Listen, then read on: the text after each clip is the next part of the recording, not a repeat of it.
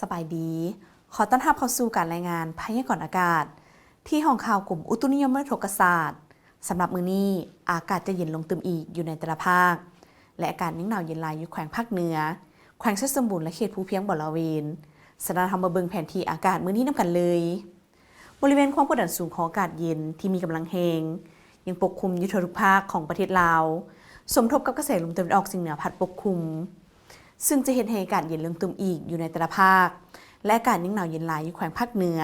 แขวงเพชรบูรณ์และเขตภูเพียงบริเวณพอมีลมพัดแรงเป็นบางโอกาสอยู่บางท้องถิ่น พยากรณ์อากาศแต่เวลา 19 โมงแรงของมื้อนี้ถึงเวลา 19 โมงแรงของมื้ออื่น ภาคเหนือด้านตะวันออก อากาศหนาวเย็นลายพอมีหมอกหนาปกคลุมอยู่ทั่วไปในตอนเช้า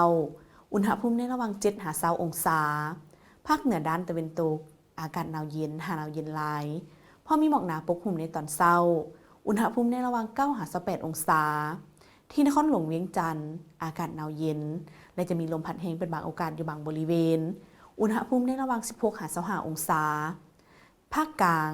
อากาศเย็นหนาวเย็นพอมีหมอกบางปกคลุมอยู่ทั่วไป และจะมีลมพัดแรงเป็นบางโอกาสอยู่บางท้องถิ่น อุณหภูมิในระหว่าง14-28 องศา สำหรับแขวงเพชรบูรณ์ อากาศหนาวเย็นลายพอมีหมอกหนาปกคลุมอยู่ทั่วไปในตอนเช้า อุณหภูมิในระหว่าง5-24 องศา ภาคใต้ มีฝนปกคลุมเป็นส่วนหลาย อากาศเย็นหนาวเย็น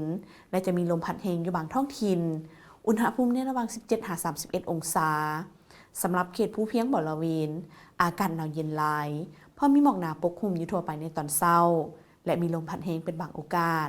อุณหภูมิในระหว่าง10-25 องศา